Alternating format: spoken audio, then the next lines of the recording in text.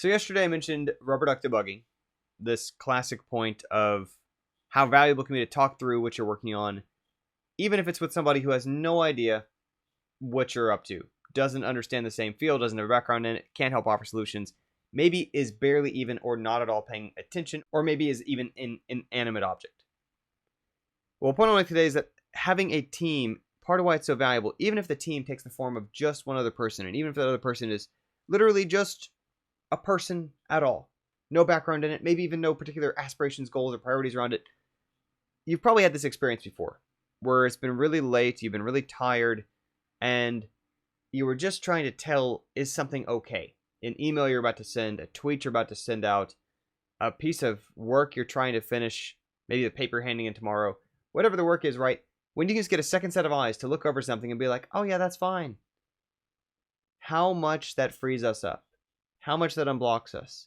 How much more certainty we get that we can move forward when there's at least one other set of eyes on something. And so what I want to emphasize today is that part of the power of co-op, of teamwork, of collaborators, of partners, can literally just be the way that even it just accelerates you and reduces your own friction from the way we hold ourselves up until we can at least run it by somebody else to just be like, hey, am I bananas right now, or is this okay as it is? Can we use this? And just somebody else to be like, oh yeah, it's fine. That already counts for so much. And so that's why you might even be in a situation where, like, Chris, I can't find other people who are also into this field. I can't find people who are, equally as invested. And, granted, if you're trying to form like a band, well, okay, obviously they need someone who can play guitar, you need somebody who can play drums, you need somebody who can sing, etc. If all you're trying to do is just a project, is trying to get something going, just having another person connected to it already can free you up so much. Purely for that aspect of being able to run things by them, second opinion, second set of eyes, which of course also is drawing upon a separate set of experiences. Part of why it helps us so much is we know that they're probably spotting different things than we would.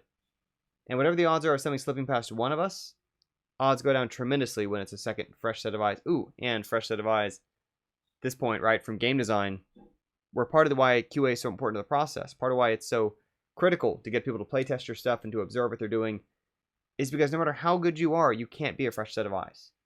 There's never a point at which your skill can compensate to the point that you can look at it as if you had not worked on it, as if you didn't know what it's supposed to be doing, as if you hadn't been staring at the same thing for so long that parts have faded into the background.